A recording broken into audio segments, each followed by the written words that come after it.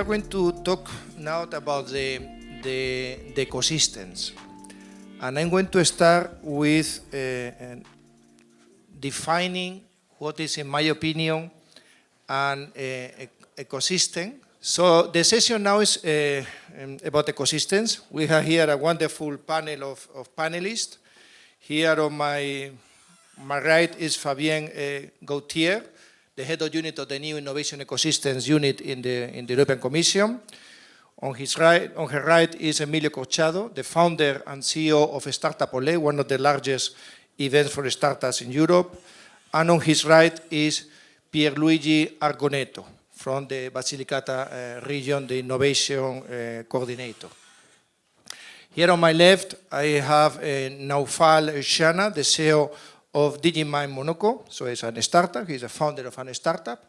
And he's also the president of the Startup Morocco, that you will explain later what it is. And on his right, we have Nicolas Brain from France Digital, the managing director of France Digital. So I will start myself. This is Isidro Lasso from the European Commission, from the Startup Euro team of the European Commission. First of all, I want to thank the municipality of Matera for hosting us. And I want to give a special thanks to Gianpiero Lotito because he is doing something that is not usual in Europe, and is that the entrepreneurs give back to the place where they were born or where they were growing. And this is a good example, it's a unique example in Europe of how a successful entrepreneur is giving back to the ecosystem and is trying to support the ecosystem, not only here, but I also know in Pavia you are trying to do things there. So I think this is very valuable, and we need many more people like you. Because sometimes when I talk to a Syrian entrepreneurs, why don't you do this kind of giving back like is so common in the United States, no? And they say to me that, well, the European system is different. It's based on big taxation, and then the money goes to the public authorities, and the public authorities are the ones supposed to do this work, no? But in the startup ecosystem, it's something different. Nothing can replace the experience, the connections that a serial entrepreneur, a successful entrepreneur can provide to an ecosystem. No money, no public program can replace that. So thank you very much, Gianpiero Lopitito, for that. So I will set the scene about the session of ecosystems. First of all, defining ecosystems in our perspective, and defining which are the important things for the successful of startups. No? So an ecosystem, and a startup ecosystem is like in nature. So you need many elements. For example, in nature you need grass, you need cows, you need wolves that will kill the cows. But above everything, you need that everything is connected. So you have a bridge in the middle, a river in the middle, and no bridge. On the one side you have the cows, on the other side you have the grass. Nothing happens. That's not an ecosystem. So in the case of startups, the grass is the talent. The cows are the startups who are eating up the talent. The wolves are the corporates or the exits in general who are killing the startups and for feeding themselves, but they are needed as well. And the human beings, the ones who are fertilizing and who are ensuring that there is enough grass. In this case, the human beings are the public administration, no? To ensure that there is enough talent in the ecosystem. Also, I want to break a myth about how you foster startups. It's not a matter of money. It's not a matter of money. It's not a matter of regulation. I'm talking, coming from the European Commission might look a bit shocking, but it's like that. It's not a matter of regulation. It's a matter of talent and connections. It's a matter of having enough talent in the ecosystem and to ensure that the talented people are connected between themselves. There is a recent study showing a mathematics result, and this is good because it's based on data, actual data, hard data, that shows that the correlation between the strengths of a startup ecosystem engagement within the cities and the rate of company formation and funding has an R-square of 0.91. So it means that there is a correlation, almost one-to-one. The more connections between the players of the ecosystem, the more money comes to the ecosystem and the more companies are created. So the most important thing is to have talent and to have the talent connected between the cells. That's why this session on the ecosystems, on creating the ecosystems, creating the connections in the ecosystems is, you allow me, the most important session of today, because it's critical to everything else. Doesn't matter the regulation you have, doesn't matter the money you can put into the ecosystem. If the players of the ecosystem are not connected, nothing will happen. And we have a lot of examples. We have in the United States, there is similar regulation in all the states. However, where is this happening? It's happening in Silicon Valley. It's not happening in many other American states. It's happening in a particular place. And it's happening there because there everybody get to know one another. Everybody has always open doors to allocate 30 minutes of their time to meet almost anyone who comes with an idea and wants to discuss with you. No? This is something shocking when you go to Silicon Valley and you see how easy it is to schedule meetings with very high-level people. No? They are always looking for opportunities, it's an opportunistic approach. So this is what is about today, and this figure is 0.91. This is the gradient of the line, those engineers here. So we had in the X, we had the number of connections, and in the Y, we had the formation of companies and the investments coming to the ecosystem, and it's almost a direct line with a gradient of 0.91 actually. So it's a huge correlation between those two things. So then this is about the ecosystems, and about the ecosystems in this particular area, in SEMED. So we have data that shows that there are around 50 cities in Europe that monopolize all the startups formation and growth in Europe. Only 50 cities that represent a mere 14% of the population.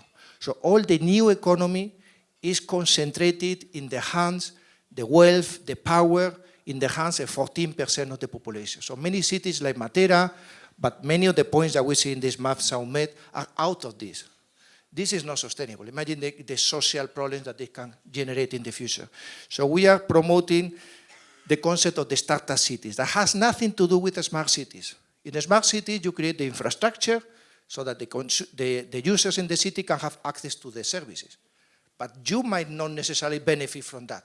You are allowing others in the big cities to benefit from your infrastructure and from your consumers, and there is a transfer of money from these places to those places. So smart cities are essential, are the basis, but we need to go to the next level. That is what is called startup cities. So we need to ensure that the cities benefit also from this infrastructure.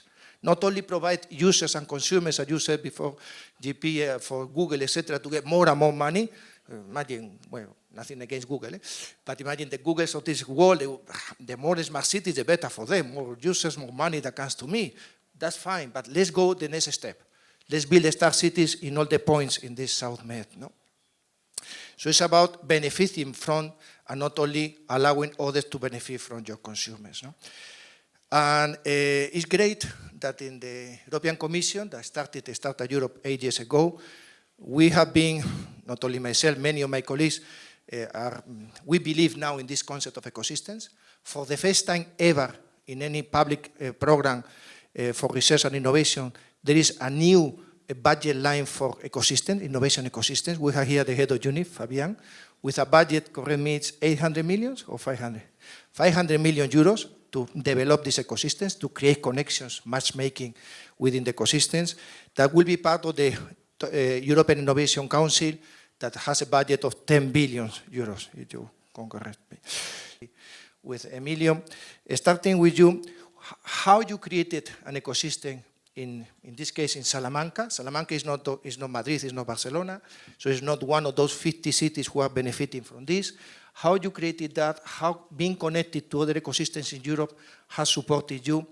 And the second question that I will ask later, but I also tell you so that you are ready, how the lessons you have learned could be used for the Mediterranean region. That there are many cities like Salamanca who are not part of the startup cities list at this moment, but that might be benefit by connecting with the other hubs in Europe. Please, Emilio. Thank you, Sidro. Thank you to the organizers, GP, all the panelists. Thank you to the audience. So, well, it is easy and complex at the same time, the first question. How we start? We start from scratch. So, how we evolve, learning a lot from other ecosystems, meeting them, and of course getting connected with the more relevant and best networks. Startup Europe is one of the networks, and is helping you to really meet the key players. I mean, I starting to answer the second question in a way, right? So whenever you start to meet the key players in the best networks, let me also, Isidro, tell you that now, I mean, we are really connected with Startup Europe, with the European Commission, and you know, we were also kind of tangible product or service out of an H2020 project. The European umbrella is really important. We are a city of 200,000 people, 30,000 students, and we were also a European cultural city. But we have a really huge problem is talent come to Salamanca, to the university, and then when they are really ready, they fly. So we need to keep this talent with us. So the way to grow and to evolve is knowing, first of all, what is your ecosystem. We are really great and powerful at talent, raw talent, but we need to develop. You need to start to generate a culture of entrepreneurship. One of the big things that we did based on the event that we are organizing, which is now really international, is put for the very first time the whole ecosystem of Salamanca into the same roof. So people from the ecosystem, which many times are extremely fragmented, start to talk and to work together, and because you know, if you are not united, you are game over. You cannot do things alone. And I think this is a first recipe to know how you are unique, what to tell to the other ecosystem where you are unique, and make a strong ecosystem, and then evolve from there. Full stop, a new paragraph. I pass the floor. Thank you, Emilio. The same question to you, Nicolas. It's a similar situation in France to Salamanca, in the sense that a few years ago, 3-4 years ago, France was not part of the map. Sorry for saying that, maybe not very politically correct, but it's a fact. You remember Le Pigeon and all the things in the past. Now it's completely different, has changed a lot. La French Tech and France Digital has helped a lot on that. What is your lessons? How you have been able to develop so many great startup ecosystems now in France? Paris is now number 2, sometimes number 3 in the top list of startup hubs in Europe. How has been done in France? Please. Well, you actually mentioned that in your introduction. It's all about, you know, talking about an ecosystem. Okay, it's fantastic, but you have to keep in mind that there is no ecosystem without biodiversity. So building an ecosystem is all about actually creating biodiversity. You need the big guys, the corporates, you need the small startups, you need the strong VCs, you need the policymakers to work together. And that's what happened in France, actually. In France, we had amazing corporates, very large, very big, very fat, with a lot of money. We had very interesting startups. We had very strong financial institutions among the top banks in Europe. We had the largest AI research centers in Europe and in the world. But these people were not connected. And that's the role of France Digital, that's the role of the policymakers to actually connect the dots. And that's how it happened. And there are a few things that we should maybe learn from Israel, from the Silicon Valley, from all the success stories around the globe. It's all about connecting the dots. First, it's about leveraging the diaspora. I'm always fascinated at how good the Israelis, for instance, how good they are at leveraging the diaspora. In France, if you go and knock at the door of an AI research center all around the globe, there is someone speaking French. And so you have to make them come back to France and start creating their own startup, creating their own value. And that's something that we have here in the Euro-Mediterranean space. I mean, if I turn to my neighbor on the right, it's the Moroccan diaspora is amazing. There are so many great leaders in European corporates and in American corporates who are originally from Morocco. You guys have amazing talents and engineers spread all around the northern shore of the Mediterranean Sea. So that's maybe a good start to create this common space. The second point, and that will be my last point. I see you checking the clock. It's all about funding. I mean, you can have the most talented people. If you don't have funding for your big idea, it's not gonna be done at all. And that's one of the main lessons from the French ecosystem is that we had amazing people, we had amazing researchers, but we had to pump money into this ecosystem. Today, the French VC, the French VC fund is about 3.8 billion a year. That's the second biggest VC ecosystem in Europe. And I believe there is a big discrepancy and there is a big inequality between the northern shore and the southern shore of the Mediterranean Sea. I don't know any strong VC fund on the southern shore of the Mediterranean. Even if I look at the northern shore of the Mediterranean, if I look at Marseille, if I look at Barcelona, at Roma, at Athens, we don't have strong VC funds in these cities. And that might be where we should aim, and especially where the European Commission can be extremely useful. It's at funding these amazing projects all across the Mediterranean Sea. Thanks a lot. Thank you. You were talking about Morocco, and you were talking about these VCs coming there. Later, you said to us something very interesting yesterday during the dinner about how American VCs are coming to Morocco.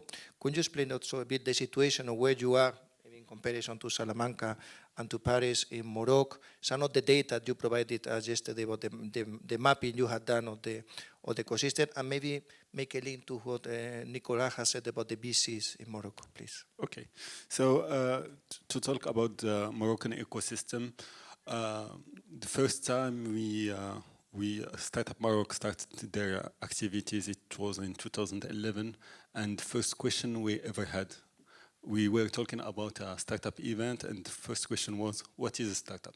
So when we started in 2011, people don't make the difference between company and startup. For them, it's you are an entrepreneur, but startup is a different kind. Years later, a lot of initiatives now supporting startup, NGOs, governmental, etc. They are all doing a good job to support the ecosystem startup. But something really important in 2011, 2012 was we start building the ecosystem using the Startup Weekend. I don't know if you know it, but it is a 3-day bootcamp. And to build an ecosystem, it is important to bring mentors, entrepreneurs, government. Everyone was educated in this kind of event. So everyone knows what is a startup, what the needs, how he can help, and what it needs to be done to support the startup ecosystem. But in my point of view, since that time, what is needed by a startup? 3 things. I call them always the 3M. Access to markets, the first M. Access to mentors, the second one. And access to money. But something really important, if we miss the access to market, either we have money and the mentors, the startup anyway will fail. So it is really important, once we are building an ecosystem, have a great look about how those startups could have access to the market, to sell their product, to be competitive to other companies, other startups, and to win market shares. So let me go now to the other side, to similar to Matera, Basilicata, where you maybe I don't know if more advanced or less than in Morocco, I don't know, but certainly maybe less than in Salamanca or in France. So after listening to the three of them, or in particular to Emilio and Nicolas, is there anything of this kind that you are doing? Is anyone in Basilicata in charge not of funding the people, not of on working on regulation, but on connecting the people in Basilicata? Yeah, of course. Let me start with thank you for inviting me here. T3 Innovation is a project from Basilicata region. I think that is one of the great experiment in Europe, because T3 stands for Technology Transfer and Transformation, and it aims to connect people, enterprises, startups, and research centers. We are working here from 2 years, and for the full application of the S3 Smart Specialization Strategy. So we are working on 5 main areas here in Basilicata. And the thing I could say, we together have met 400 entrepreneurs and all the research center present here in Basilicata. And for the startups, I think that there's a lot of needs of linking and connect these words among them, but I think that in South Italy especially, we can change the paradigm of innovation, because many people are still thinking that startups is a way to find a job, and when you cannot find this job in other places. And so we are working about also a cultural point of view of doing the startups initiative. So starting from that point of view, we can work together, and I'm really happy to be here, because I think that this connection also of this kind of relation among many incubator and many ecosystems of innovation is really interesting. And there's also another personal point of view for me, personal experience, because I was born in Pavia. Now I came back here some years ago, and so I'm really happy to work here. So I think that also with Facility Live, it could be a really great connection in this field. Easy connection. Thank you very much. Now let's listen from Fabian, the person with the solutions. How the Commission, with the new Horizon Europe program, is planning to help on the development of these local ecosystems. And also, Nicolas mentioned something about financial instruments to support the VC market in Europe. Fabian. Thank you, Isidro. Indeed, I believe that also in the ecosystem there is a role to play for public organizations, public funders, and also institutions like the European Commission. And also at national level, public institutions are key also to support the innovation ecosystem. So what we are planning at European level, we will act twofold. If we want to be a global leader on innovation in Europe, we all know that we have to face different challenges. The first one, we need more disruptive innovation.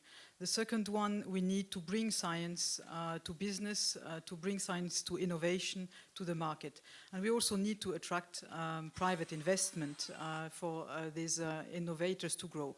So, as a public institution, we act twofold. First, on the funding level, where we provide funding support to innovators, and also at policy level. At the level of funding, as Signe Razzo mentioned this morning, we will set up under the next framework program the European Innovation Council, which will really cover the whole value chain of disruptive innovation. And here we will provide support through different kind of programs that will complement each other. We will have a first phase where we will support financially the innovation from the creation of the idea until the pre-market, pre-commercial phase, which is so-called Pathfinder. So here we will support this kind of innovation, and this will be done through grants, and where we will allow our innovators to apply for this funding as soon as they are mature. The second support we provide to disruptive innovation through the EIC will be from this pre-commercial stage to the market take-up. And here this is called the accelerator. And here we will make a combination of grants and equity funding. And here again, there will be a simplification in the way also innovators can access to this funding. And thank you. And this financial support via the EIC will be at the level of, we have the proposal for the next framework program foresees 10 billion euro to support this. And we will also have other kind of support like coaching, mentoring schemes, business angels and so on. So there is a whole instrument put in place in order to support disruptive innovation. We also have, in order to prepare this step, we also have the EIC pilot that was also mentioned this morning with a level of 2.7 billion, which will be implemented under Horizon 2020, where we have already launched the pilot, where we will also fund existing instruments that support innovation and disruptive innovation via these different steps to bring innovation to the market. And this is the EIC pilot where we also foresee this support in order to prepare a full EIC to be operational under the next framework program. There are also other instruments that are foreseen through investment funds that are also existing at the level of the EU.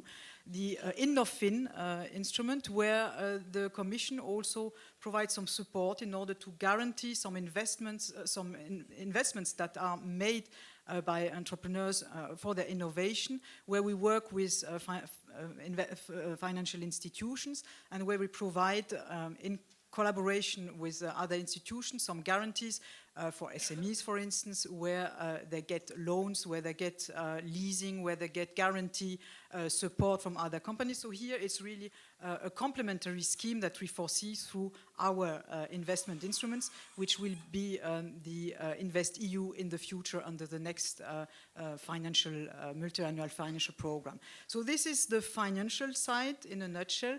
But there is also another mean to support innovation, which is also at policy level. And here we are touching upon the support to the innovation ecosystem.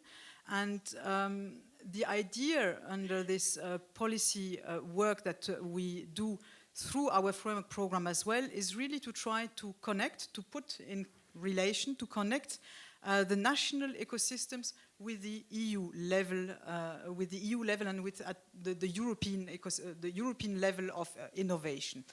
And there is also a part of our next framework program, Horizon Europe, which will dedicate some funding and some actions to be implemented in the future in order to support this. And for this, a budget of €500 million will also provide it, as Isidro mentioned it before. And what will we do?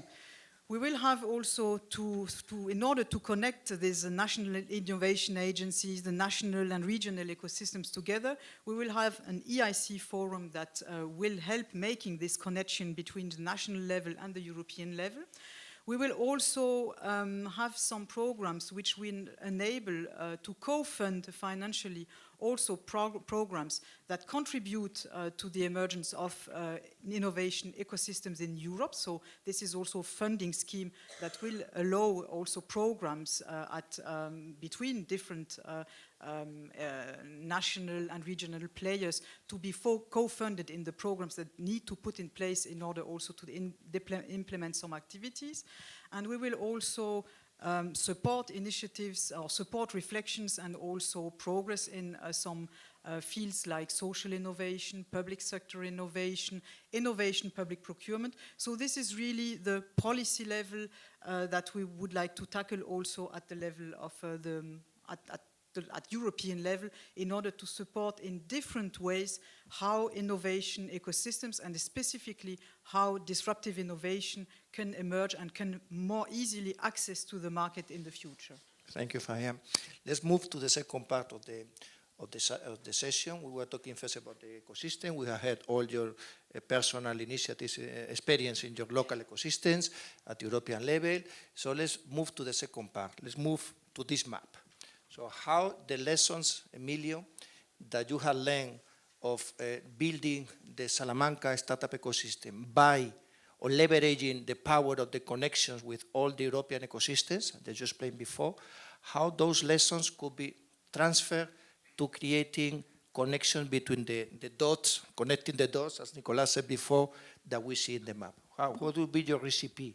What would be your recommendations about where GP and Fabrizio Porrino, who is here now, where they should be focusing the activities of this platform?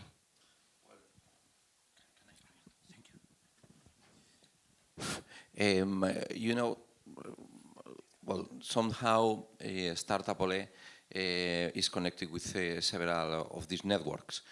We are already working, for instance, right now with the Balkans, and whenever you talk with them, you get always kind of same message.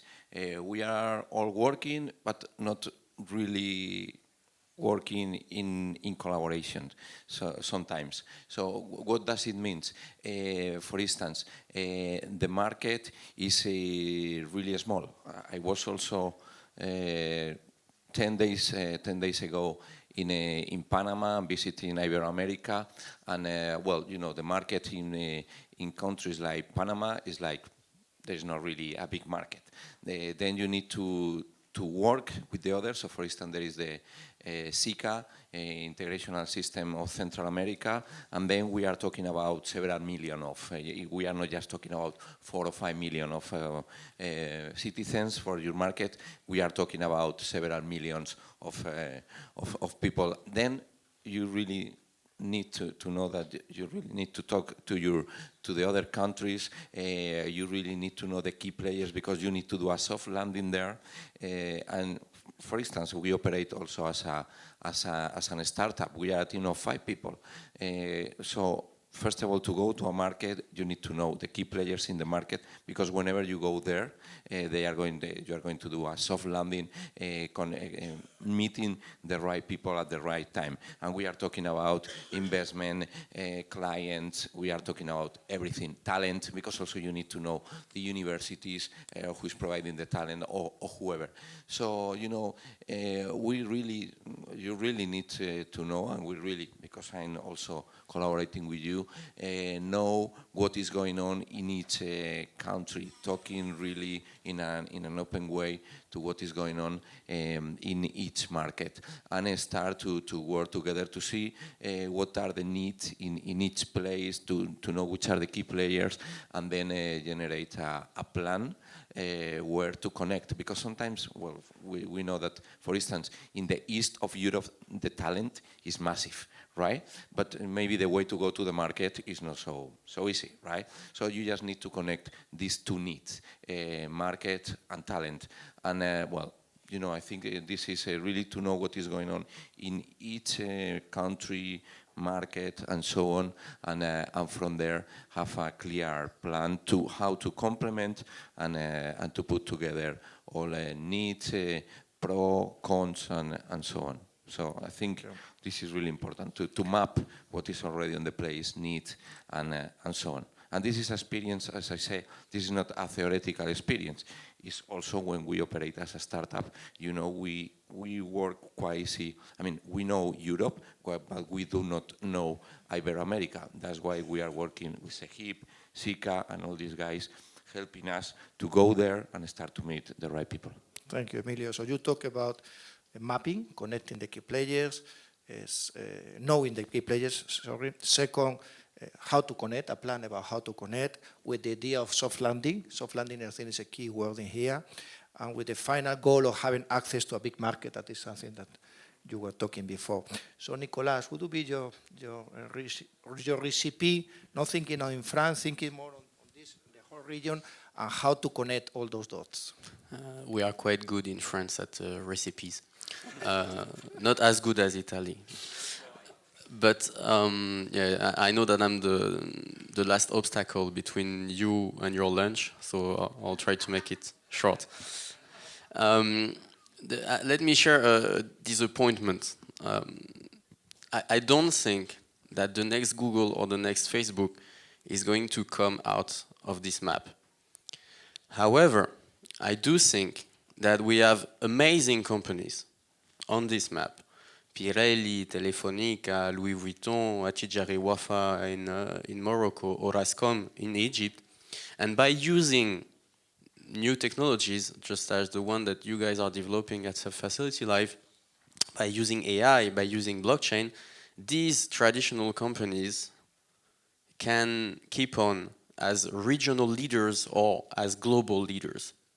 And this is very important to have this in mind. We are not going to create technological world leaders. However, we can turn very traditional leaders into technological leaders. And this will come only with one thing. It's the connection between these large corporates and the startups. And that's how we create this strong ecosystem.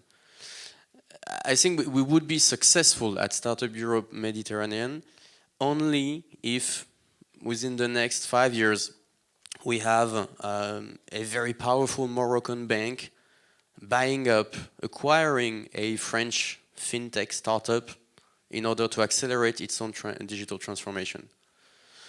Or on the other side, Telefonica buying an amazing startup from Tunisia or from Egypt in order to do this.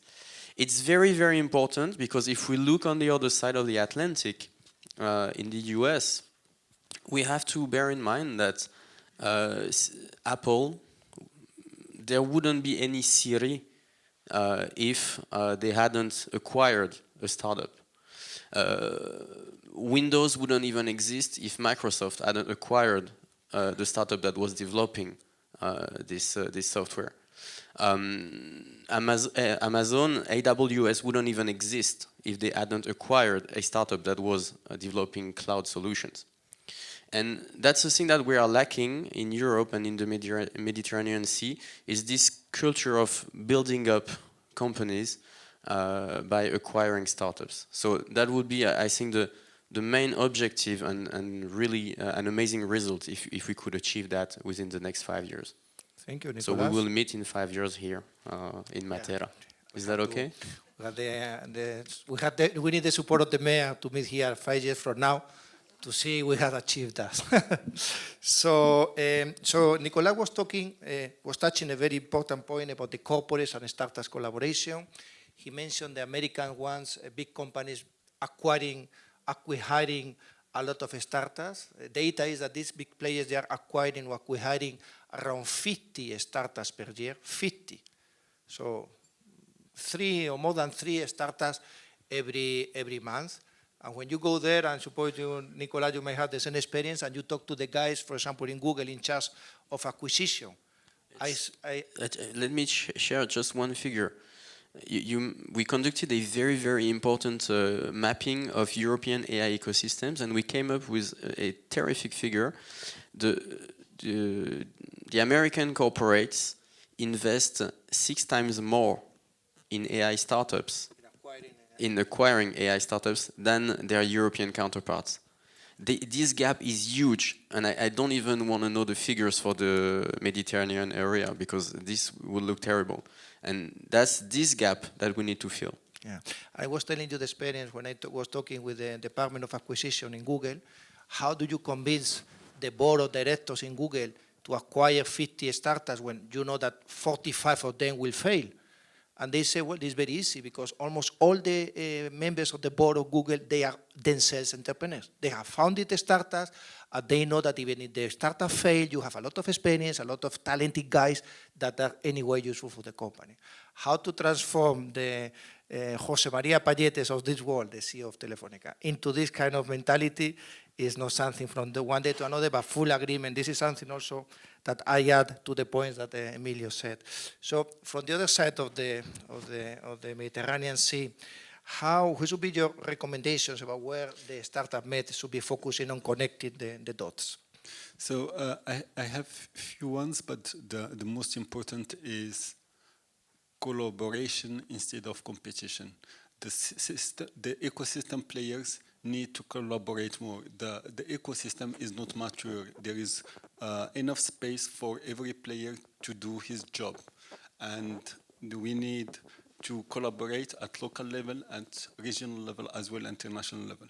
Second one, we are missing in our ecosystem at least two main components. The first one is technology transfer offices, the TTO, and we are missing fab labs. So those are kind of important things to do, innovative things apart from ITC innovative platform. So if it is ITC, we could build them. We could find a way to make those platforms. But in any research and development heavy industry, we need to have TTO that is operating strongly, and we need fab labs. So those are some of the key components that are missing in the ecosystem in Morocco and in few ecosystems I know in Europe. Thank you, Naufal. Pierluigi, from this city, how do you think that this Startup Europe MED should be focusing? Let me repeat you what has been said so far. We have been talking about soft landing and having access to mapping soft landing to have access to big markets. We have been talking about corporate startups collaboration. We have been talking about the collaboration between cooperation and also the missing players, a kind of capacity building. We need to build capacity in some of these countries. What would be your one or two recommendations for the network to focus? We are living. We are always talking about connecting the dots. Yeah, we are living in the knowledge era and in the knowledge economy, but here in Italy we have a problem because in the last 2 years we spent more money to pay the interest of the public debts than the money we put on research and activities related to school, instruction, and so on. So talking to startups and do not talk about how startups can grow in this field, it's really a limitation for us. And I think that to connecting this dot point, we have to talk about this problem, and at the same time we have to do a hard work at the regional level to connect the single dot point here. And when you're talking about startups, you can find also in scientific literature that there's not so much problem to access funding and to the ideas, to the team building, but the real problem many times is the timing of your idea.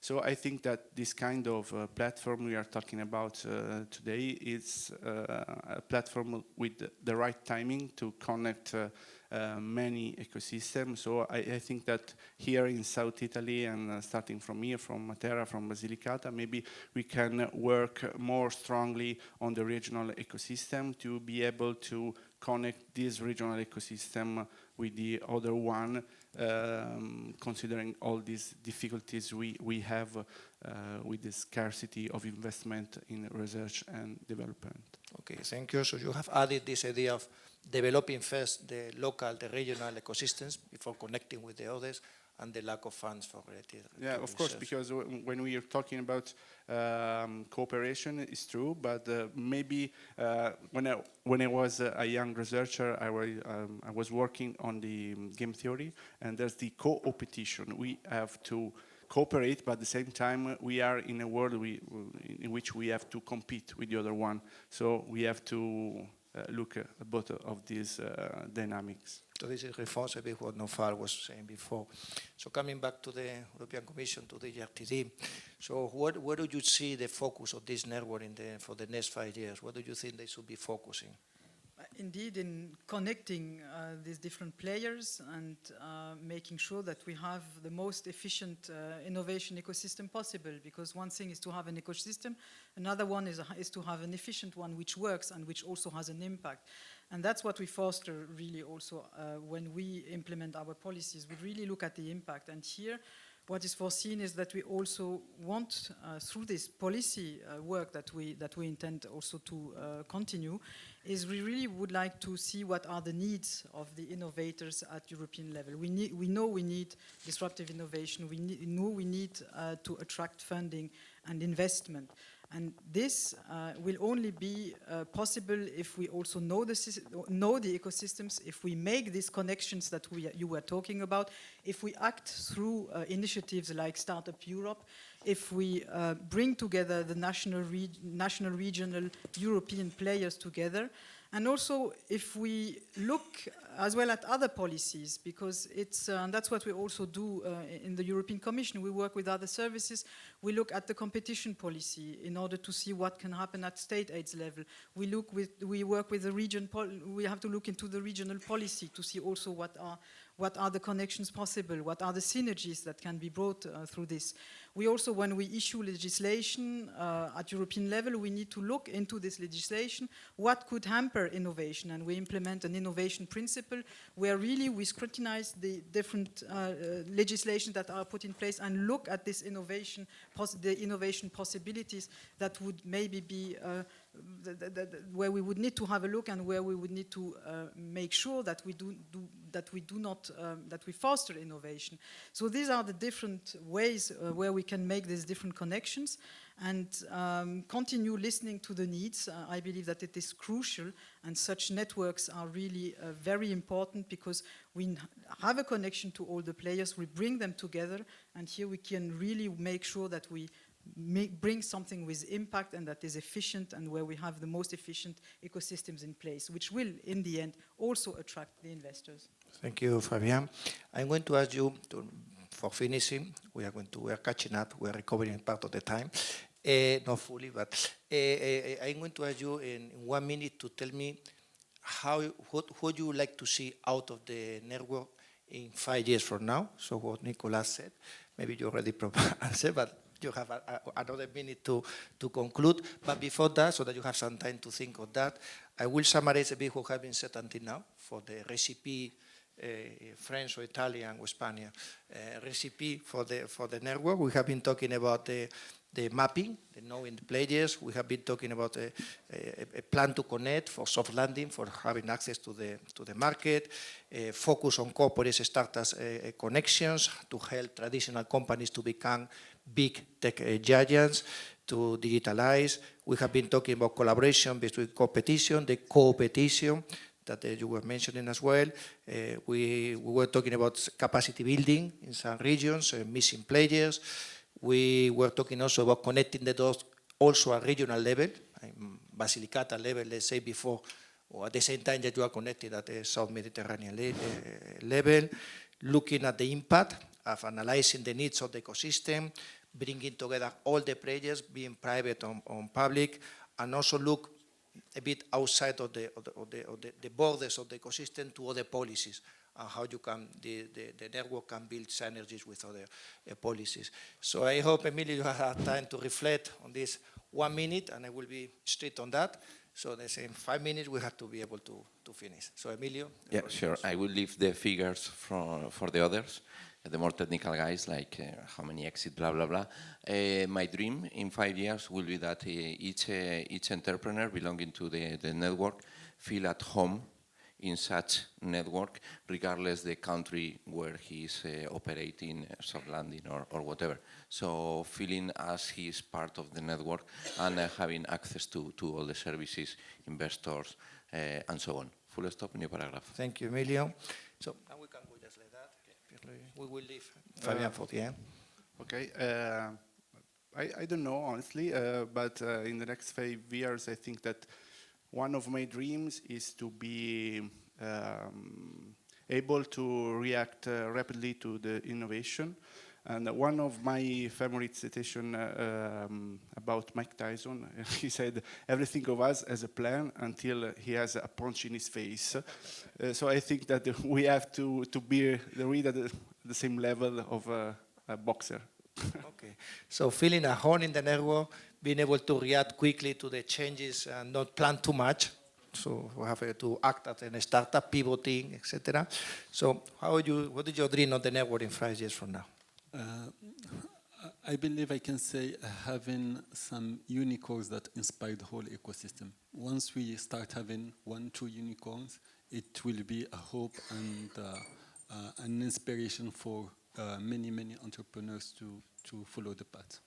Very good. So you are adding your dream to have facility lives in all the countries so that they inspire the young generations that were here before. And this is still important. Nicolas? I just want to share to talk about 1C, one example and one dream. 1C, there is the Mediterranean Sea, but there is another sea. It's called the Sahara Desert. And I think when building this Startup Europe Mediterranean network, we shouldn't forget that there is another sea called the Sahara, and there is Sub-Saharan Africa also. And I want to share this example of these South African companies called Naspers. Naspers, they did exactly what I was mentioning before. They acquired shares in a startup that was a Chinese startup called Tencent. Tencent became a little bit more than a startup, and now the value of the share, I think it's 50% that Naspers has in Tencent, is bigger than the value of Naspers as a company. And I would love to see that. That's one of my dreams, is actually having exactly the same success stories for Moroccan corporates, Egyptian corporates, French corporates. And I'm sure that by opening the eyes of all these executive committees of these large corporations, I'm sure we can achieve that. Thank you very much. Fabian, your dream of the network in 5 years from now? In 5 years of now, I would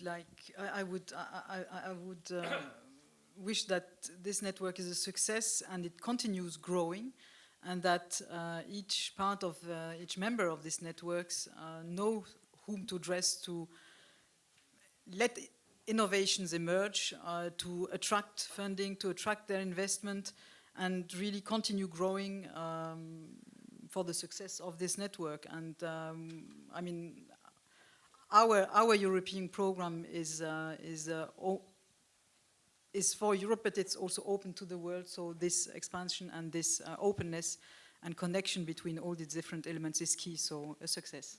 Okay, so thank you to the 5 panelists. We have agreed on meeting here again in 5 years from now. So start booking the place. Yeah, thank you for your attention and see you in 5 years.